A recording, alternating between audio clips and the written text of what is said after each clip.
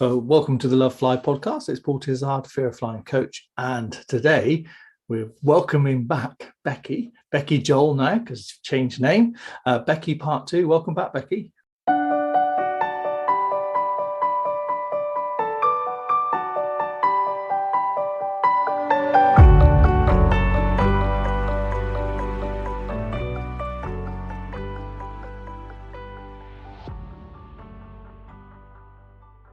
Thanks. Good to be back. So for those who've listened to the podcast, I know some of you go through all of them, you would remember Becky came on, I think it was about March time. I don't know, March, April. No, I think it was February, March time. Okay, there you go. Yeah. So we were talking about you had this upcoming honeymoon, wedding, all the rest of it. And Yeah. I would say you were quite hard on yourself about how you'd done with your fear of flying, and which we discussed at the time, because I said, I think actually you've been really hard because you've done a lot of stuff already. So roll forward now, posted, you've been away. So we want to know, how'd you get on? What made the difference? Just tell us all about it. What's the secret? Okay, so firstly, I want to thank you, because if it wasn't for you and all the support of everyone from Lovefly, I genuinely wouldn't have got on the plane. I can say that hand on heart, I wouldn't have been able to do it. So firstly, thank you to all of you. So what's happened since we did the podcast? So after the podcast, I did take on board some of the comments you said about being too harsh on myself, and looked at how far I'd come. One of the things you said to me was that I think I'm worse than what I am, because look at how bad I was versus how bad I am now. I am overcoming it, just very slowly, but I'm not aware that I'm overcoming it. So when I sat down and looked at how much better I was, I had a bit of faith in myself, whereas before I guess I didn't. I was due to go to the airport just for a day, just to see what it was like. But then I got COVID and couldn't go. So instead, I downloaded the flight tracker app on my phone and looked at that every day to see how many planes were in the sky. And I didn't think it would help, but it definitely did, because it made me see it as more of a non-event. Yeah. To see how many were up in the sky. And me and my now husband figured that the flight path actually flies past our house. And we tracked a plane and looked out the window, out my bedroom window, and we could see the planes coming in. So one Sunday, Sunday morning, I sat at the window and watched the planes come in, and I tracked it on the tracking app and watched it in the sky. And I think that definitely helped me, and just about having a more positive mindset. So before, I couldn't look at planes at all in the sky. Then I got a bit better, but then I got to the point where if I saw a plane in the sky, let's just say I was driving or something, I'd stop, or if I was walking, I'd stop and I'd actually watch the plane. I'd make myself watch the plane.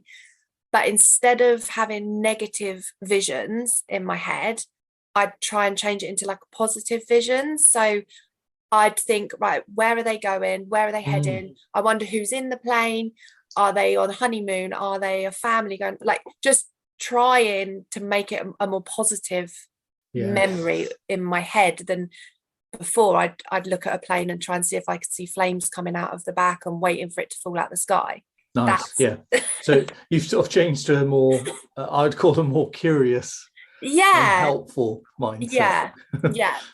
And you said as well about, and on some of the podcasts, about not listening to the news or not like there's the Netflix documentary of Bowen, and I wanted so badly to watch it, but I knew it was not going to do me any favors. No.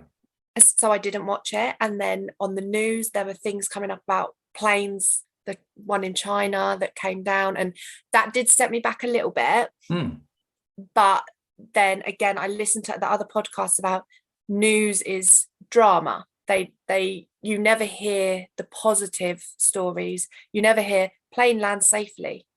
No. You hear plane falls out of sky and all that stuff. So I really tried to not let any negative stories or videos or anything come into my head.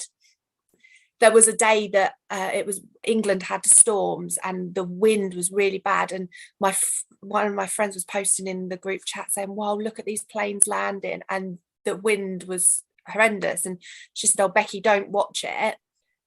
And by that point I thought, right, I'm going to test myself, because I know these pilots are really skilled and they wouldn't be landing if it wasn't safe for them to land. And I listened. Wow, there's a change, isn't it? Yeah, like all the stuff I'd learned, and I watched the videos, and all I kept thinking in the videos was how safe it was, how skilled the pilots were, how they landed safely with there was no event, there was nothing bad happened. Yes, there was wind, and yes, it probably wasn't comfortable on the plane, but it was safe. And if it wasn't safe, they wouldn't have done it. So I definitely have had like a shift in mentality. Yes, sounds like it's amazing. I think, but I think because obviously I had the wedding as well, that kind of took over my headspace a bit.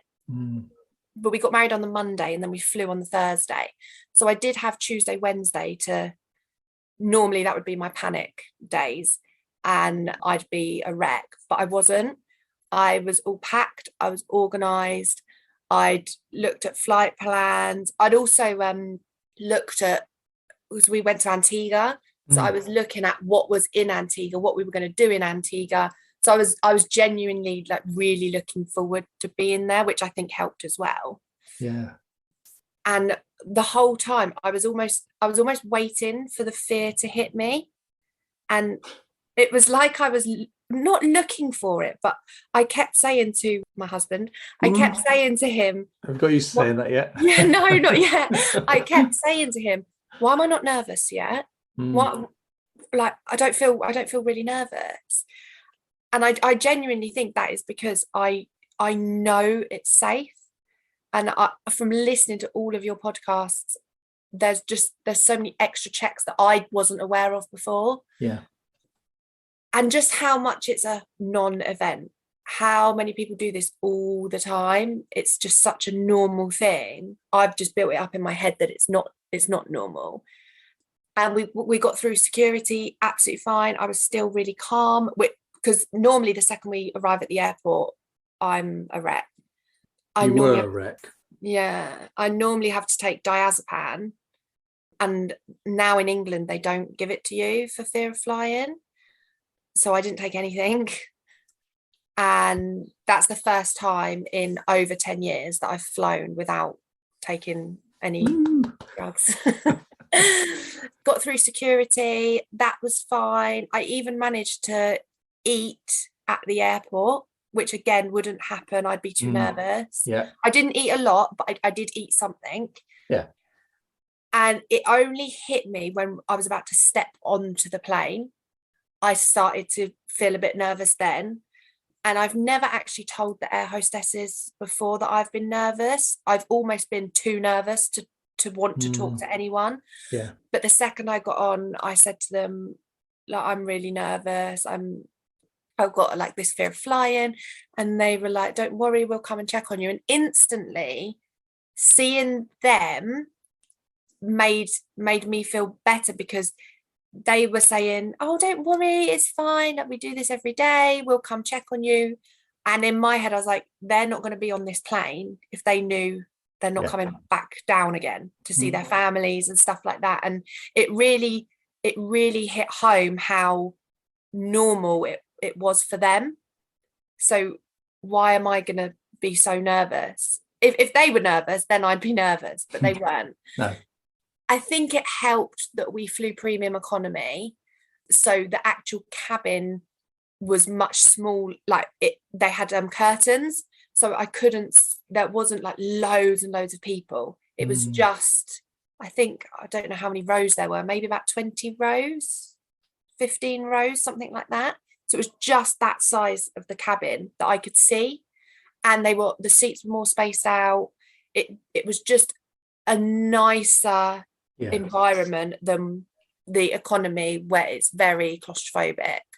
For me, I find it quite claustrophobic because there's a lot of people and you're quite packed in like sardines.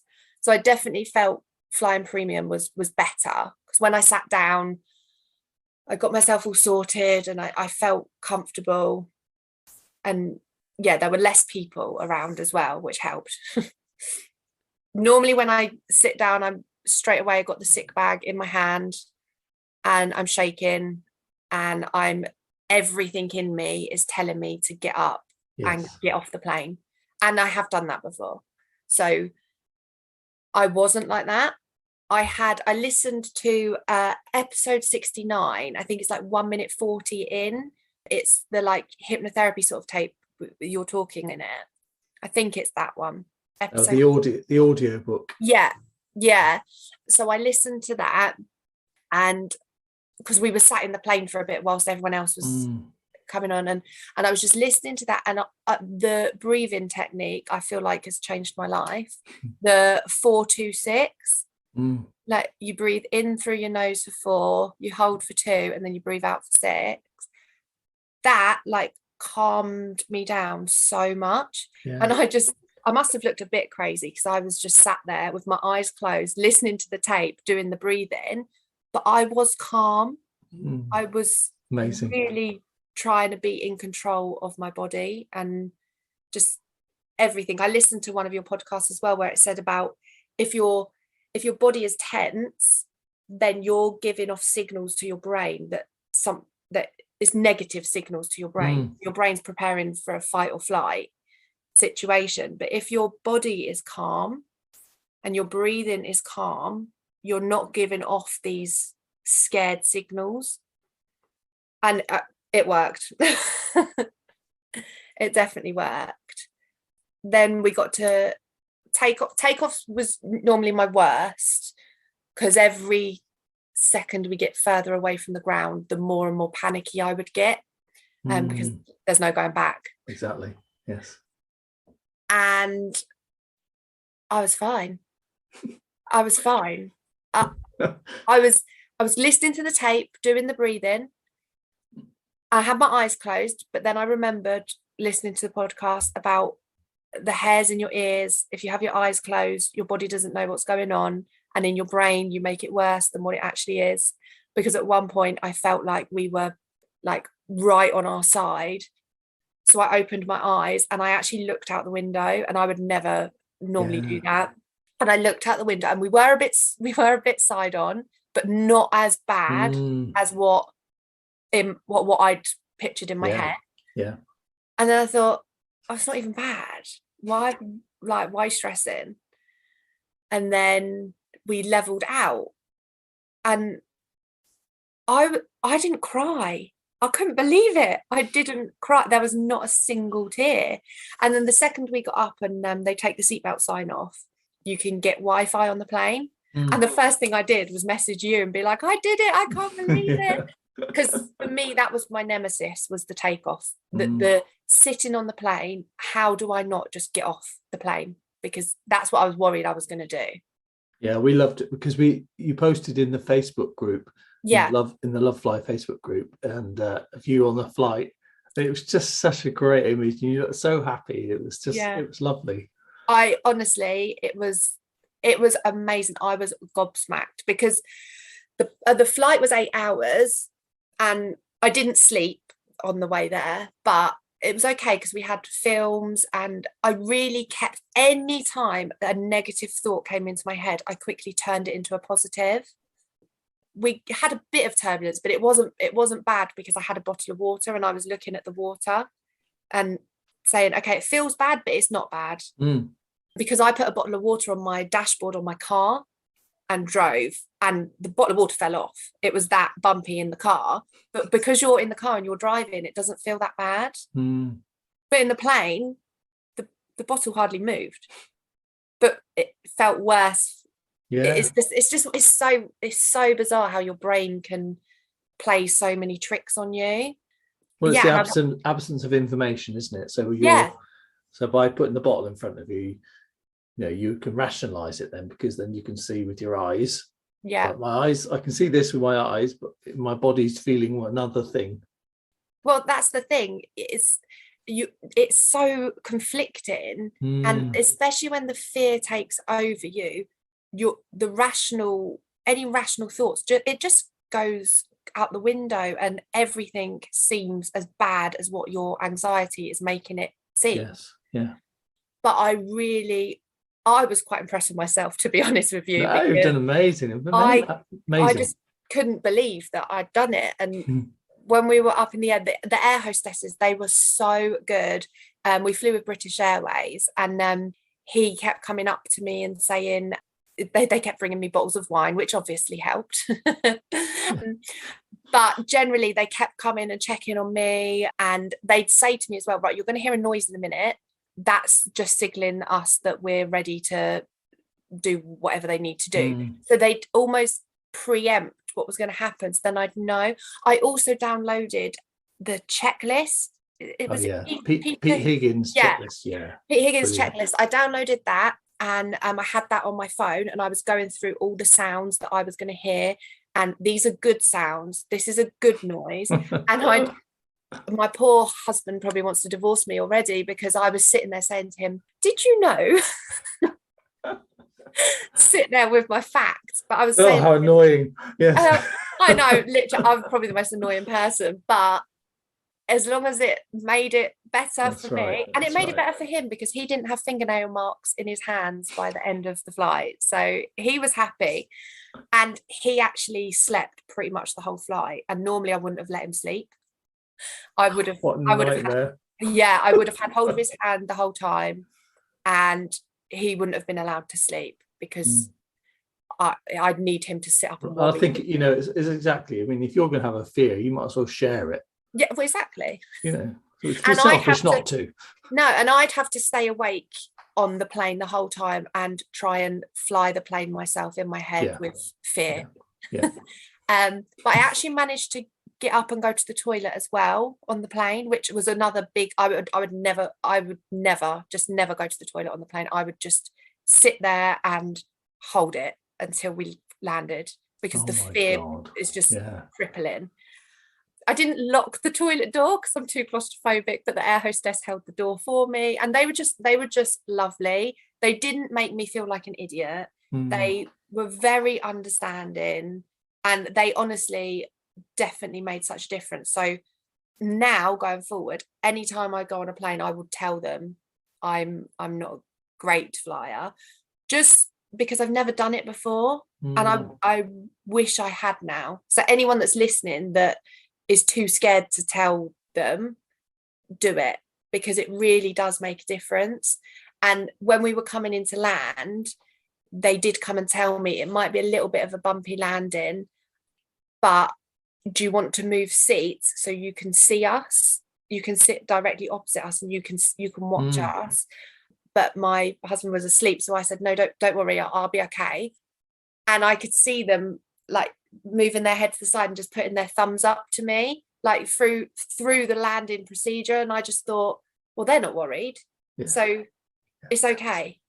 And that made a huge difference. And then we landed, and the plane came to a stop, and then I just burst out crying. That's the only time I cried, was when the plane had stopped, because I was just I was just overwhelmed with the fact that I'd actually done it. And my partner, he couldn't believe it either. He really thought I wouldn't have got on the plane. He was ready to try and drag me on the plane. But I am so pleased. And then when we got off the plane and got to the hotel and everything, I was fine. We went swimming. Whereas normally I'm written off for about 2 days. I'm in bed. I've got a headache. I've been sick. I'm not very well. Yeah. Because of the just all the stress that I put my body through. And then normally 2 days before the end of the holiday's ruined because I'm stressing about the flight home. Yeah. And the flight home was just as good as the way there. I actually slept for 2 hours. What? On the way Shut home. Up. I can't believe it. No way. I know. I couldn't believe it. When I woke up, I was like, oh my God, I've just fallen asleep on a plane. That's like unheard of. I've been to the toilet, I've fallen asleep. I mean, yeah, and it was such a non-event. There was not really any turbulence, because I was a bit concerned as well, because the way back was a night flight. But from listening to the podcast, I know that it doesn't matter whether it's pitch black or bright out, the pilot can fly regardless what the weather is. And we were flying over, I think it was the Atlantic Ocean. So there were no countries or anything in between England and Antigua. It was just sea. And that did really play on my mind, because I thought, it's the middle of the night, we're flying over the sea. What if there's an emergency? We're going to land in the sea. And normally I wouldn't have been able to do it, but I did. And I'm still a bit in shock that I did it, to be honest. Yes. So let's just be honest, that is phenomenal. When we think about, we were talking back in February, March time, I don't think you believed you'd be where you are now.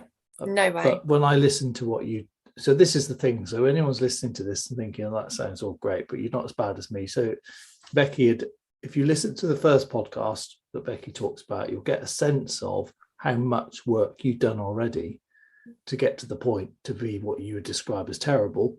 And then within 3 months, here we are. So I think there's still some work to do by the sound of it, but you've made such significant progress. It's phenomenal, honestly. It's very inspiring. I think, because I have been trying for years to get over the fear, but it's almost been like, I'm just always going to have it. So, but I did get to the point where I thought, I can't spend my life like this, or be 8 hours in a plane like this. I'd give myself a heart attack. It's just not suitable to be like this. And I did the fear of flying courses previously. I've done other fear of flying courses, and nothing's really helped me that much. But I think the main thing is the knowledge. It's helped so much. Just knowing what to expect.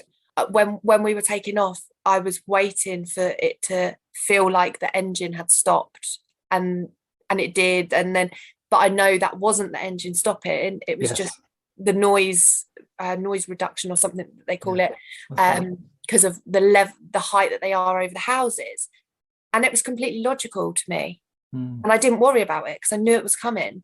Whereas before, I'd always be like, oh my God, the planes, we're going down. And it really would just consume me. But it didn't, because I knew what was coming. Yeah, and you trained yourself up. The checklist is very good for that as well, isn't it? Because it's literally, you can tick it off as you're going along. Yeah. But I think it's amazing. Since February to June, every day I'd listen to a podcast. Some of the podcasts I listened to like 4 or 5 times on my, just sometimes maybe not even listening. I would just have it in the car on my way to work and on my way home from work. Every single journey that I did to and from work, 5 days a week. You must be sick of my voice by now. I think I have nightmares about it. I think subconsciously, I was obviously taking it in still. I just wanted to do as much delicate exposure as therapy, I could. DET, yes. I just wanted to do as much of that as I could and really try everything, because quite honestly, I was sick of feeling like that is my biggest fear in life, and it's horrible. It's debilitating, and people who don't have the fear just don't understand. When they say, oh, just have a drink, you'll be fine. Yes. It's not that.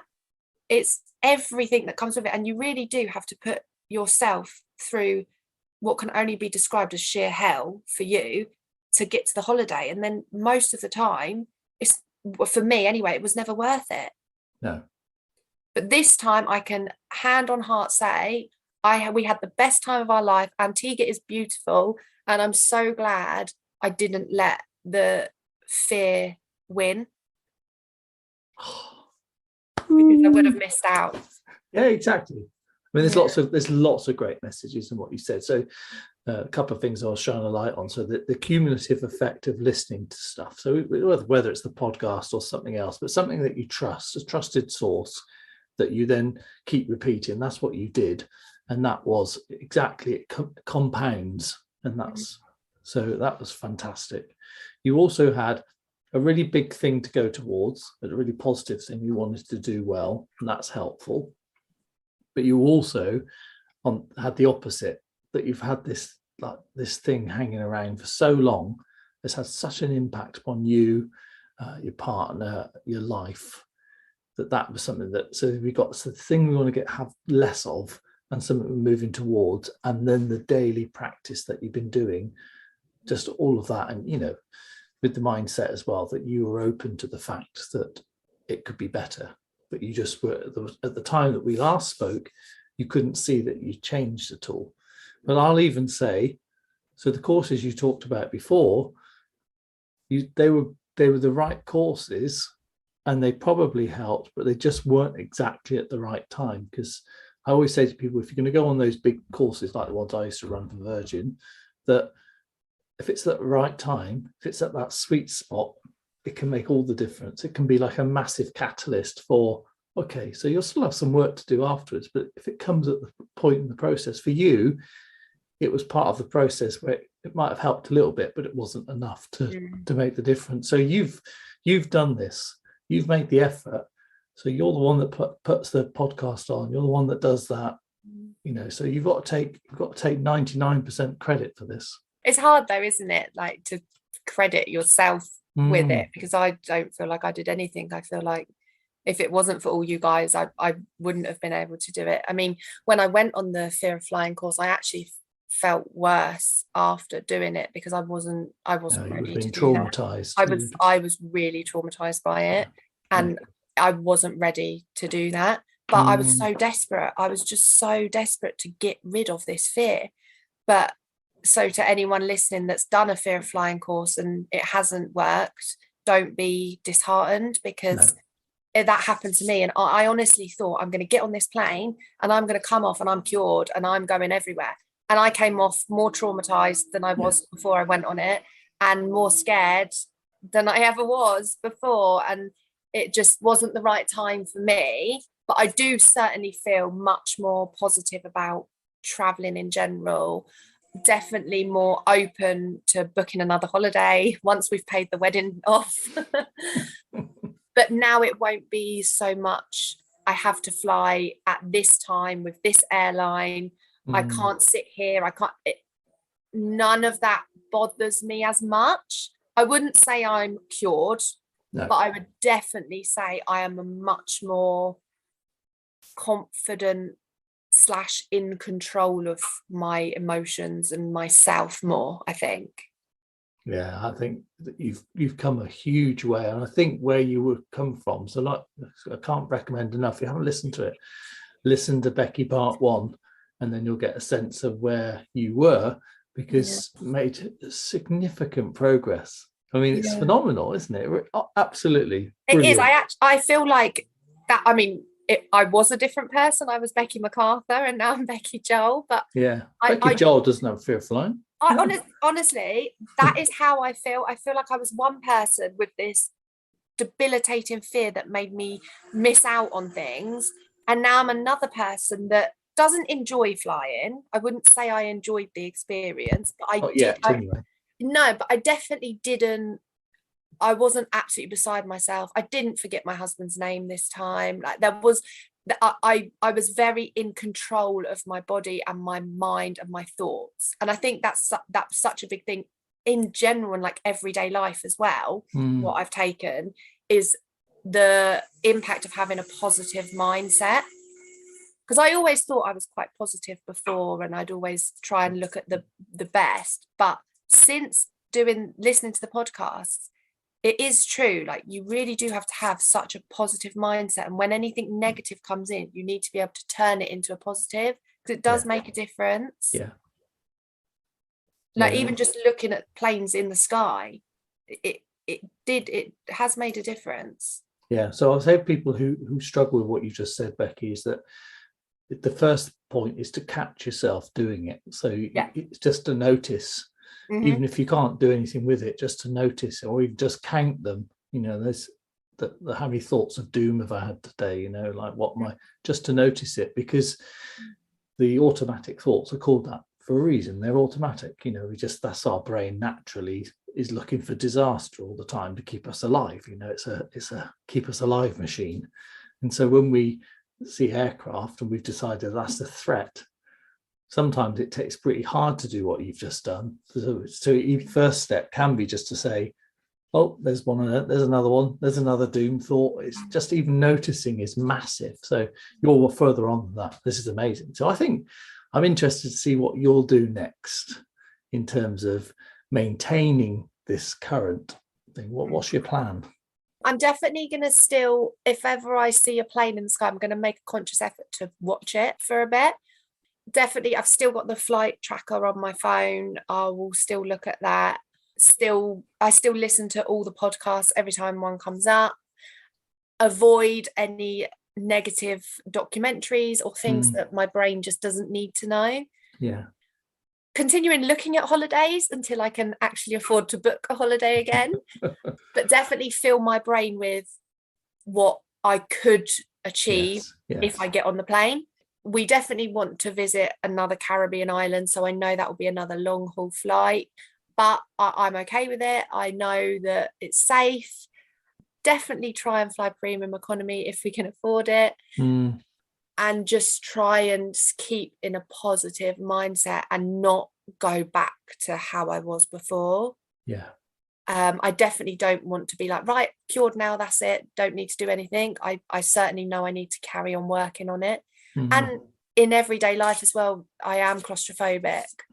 So doing all of this stuff and breathing work definitely will help me in other aspects as well. Yeah.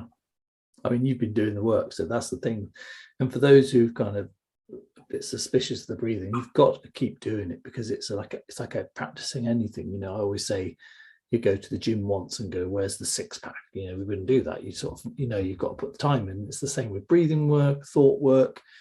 And that's why I don't think that the one-day courses are a bad thing, because I obviously did them for over 20 years, but I do think they've got to be part of a process. I've always said this anyway.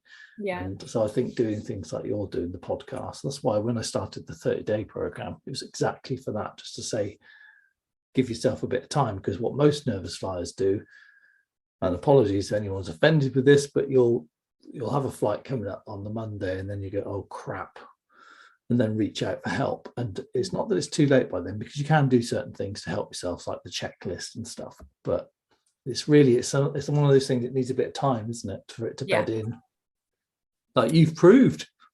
Yeah, I would say it has taken me years, but I would definitely say it's only been the last 3 months that since finding Lovefly that it's changed my life. I really do feel like it has, because it's not just with flying.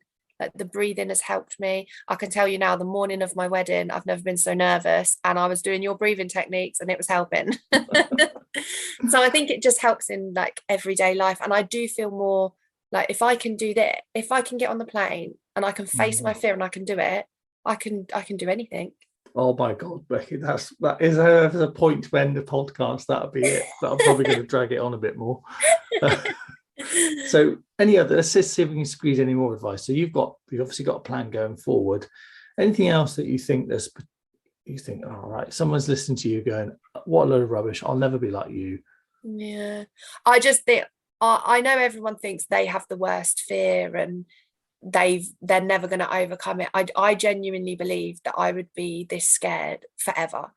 I've had times where I've walked off a plane. I've not gone ahead with holidays. I've cancelled holidays. I still can't go in lifts. I'm very claustrophobic. I won't lock a toilet door in public. Like, there's a lot of things I still have to work on, which contributed to my fear of flying. I don't trust people generally, so I'm a bit nervous around people, and I don't know who's on the plane and what sort of people they are on the plane, all that sort of stuff. But listening to the podcast really helped me, knowing that they don't just let any random person on a plane. The second you book your ticket, you're already having security checks. They're checking how it's been booked, everything like that. So there are so many procedures in place to keep you safe. And I think just trying to focus on the positive and the safety aspect of it rather than the negative, what can go wrong. Yeah. Let's look at what can go right. And yeah, I mean, just pause. That is brilliant. Keep going. I feel like such a weight has lifted off my shoulders. Honestly, I was close to tears February, March time, looking to cancel the honeymoon because I couldn't see how I was going to do it. I just couldn't. Even sitting in a car on the motorway was too claustrophobic for me. Just everything was just too much, and the negative thoughts would just flood my head constantly. I'd lay in bed and I wouldn't be able to sleep because I'd just have it rushing through my head, and I'd have vivid dreams of being in plane crashes, and or just my brain was just very overactive. And I've taken no medication, I've taken no alcohol. Generally this was all just from the podcast and listening to the audiobook tape. I did listen to that quite a few times at night, so I did fall asleep listening to you sometimes. Well, I'm used to that.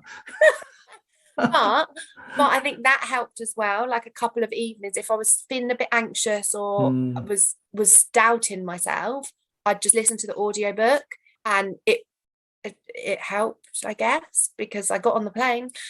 Yeah, you did. Oh, you did more than that. I mean, it's just phenomenal. It's very rewarding for us all to hear your story and to see the pictures. So if anyone else, has done what Becky's done, keep sharing those pictures. There's been a lot of activity I've noticed in the last few months of people sharing their flights and stuff like that. And it's great. Love all that. So it's so, what's the word? Like influential, is that the word? Or like it's just so good to see so many people that were all scared of flying, and everyone's fear is different. Everyone's level of fear, you always feel like you're the worst and no one's worse than you, but it's so good to see all these people, and they're not saying, oh, I'm cured, I'm fine now. Everyone still has their struggles, but pushing through it to get to the end goal is so worth it. It really is. And I'm so glad that I stuck at it and that I found you guys, because I really do feel like it's changed my life. Doesn't get any better than that, does it? So then final comment then. So somebody might have just arrived at the podcast and gone, oh, geez, there's like over 80 odd podcasts to listen to, and I haven't got enough life left to do that. Are there any particular that you would say, listen, you must listen to these ones? You won't have to necessarily memorize the episode numbers, although I suspect you might. So I wrote a list on my phone when I was on the plane, just in case I really did have a wobble. Yeah. I wrote down episode 44, episode 76. What happens in those? Can you remember? I'm not sure. I've just written down the episode. Oh, right. Sorry. Episode 69, and I've put 23 minutes in is the aeroplane sounds. So because I was quite highly sensitive to the sounds, so when I listened to aeroplane sounds at home, I couldn't listen to it. There was a time that I couldn't listen to aeroplane sounds, but after keep listening to it, I got better. The 1 minute 40 is the audiobook, the hypnotherapy thing, Peter Higgins checklist. The other podcasts I found helpful was it Captain Leg? Pete Leg, yeah. I found that one really useful. You just you trust a captain a bit more. And I listened to a professor as well about psychology and how the brain works, and he also said about a breathing technique where you hold your breath and then you try and breathe out for as long as you possibly can. Oh yes, that was Lucas van Gerwen. Yeah. I found that one useful. There was another one, a lady. To be honest with you, I listened from the first podcast that's on Spotify. I listened to every single one and then went back and listened to them all again. Some of them I listened to, the one where I've forgotten her name. She actually trained to become a pilot because she was nervous of flying, so she learned how to fly a plane and all of that. Some of them is that there could be flying with Erin? Possibly, yeah. And some of them I was a bit like, that's mad. Like, how can you go from being nervous to flying a plane? I didn't get it. But it was really good to listen to all of them, really. But they're the ones that stand out to me, I think, that I found most helpful, that I used the most, really. Yeah, that's brilliant. Really good. Becky Joel, I know. amazing. Thank you so much for coming back and sharing your story and the update. It'd be so useful for people to be able to hear it, and then it gives a massive hope, doesn't it, to think where you were. You know, and to play the comparison would be really interesting, wouldn't it, if somebody's got the time, like play Becky part 1, Becky part 2, and just to hear the difference. And, I feel like in general, like, I haven't listened to part 1. I should have really listened to it before, but I honestly very good. You should try it. I honestly feel like that person was like, I feel sad for that person now, because I think, God, you were so nervous. It consumed me. I can't even tell you, it consumed me, my life.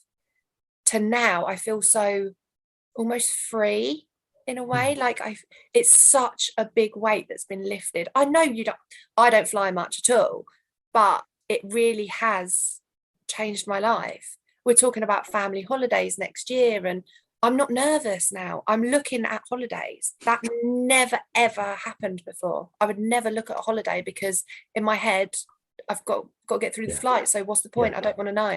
I don't want to go on holiday. There's no point booking holiday if it's going to die going there. Well, exactly. And do you know what? Another thing as well, I never used to plan anything after a holiday, because in my head I was going to die. So positive, nothing, yes.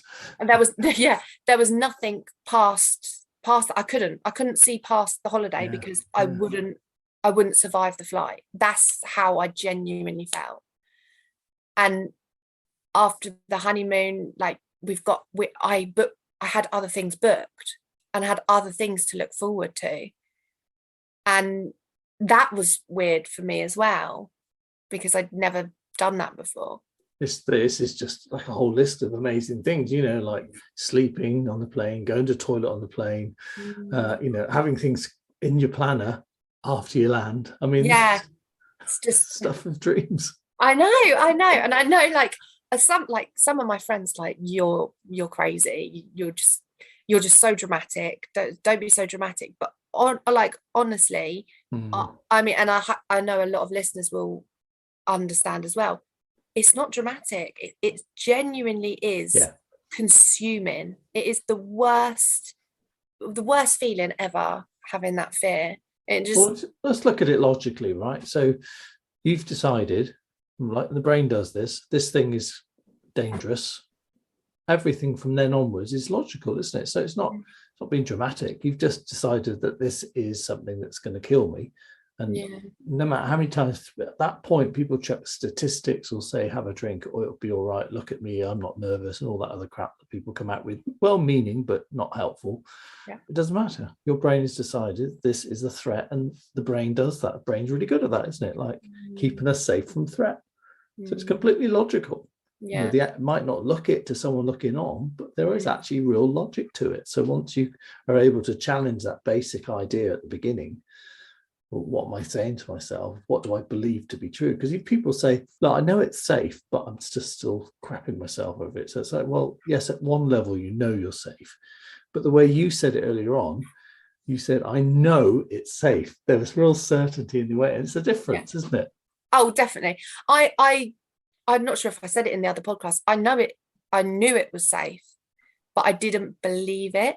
Whereas now I believe it. I genuinely do believe it is the safest transport, because there are car crashes all the time, every day, but you only hear of one plane crash maybe every couple of years, which is still, it's awful, but it's like, statistically, I know it's safe. And I know it's my brain that's just over exaggerating everything. And the only thing you can control when you're on the plane is yourself and your emotions and your thoughts. And that's just what I focused on, really. Was I couldn't control flying the plane. I couldn't control the turbulence. All I could control was my mindset, my breathing, and my general attitude to the flying. And I just had to control that, really. And I did it. I mean, I am still a bit gobsmacked that I did it, to be honest. But I am so pleased. And to anyone listening that feels like they're never going to get over it, it's taken me over 10 years, but I've tried so many different things, but I would say delicate exposure therapy is the way forward. Constant reading about things, positive fly stories, listening to podcasts, looking at planes, looking at the app, doing everything you can, I feel has helped me. Well done. Thank you, Becky Joel. That was absolutely bloody brilliant. And thank you so much for coming back and sharing the update on the inspiring story. You are a legend. Well, thanks so much to you. I honestly wouldn't have done it without you, and you really have changed my life. Honestly, I mean it. Thank you. Stop it now. It's too much.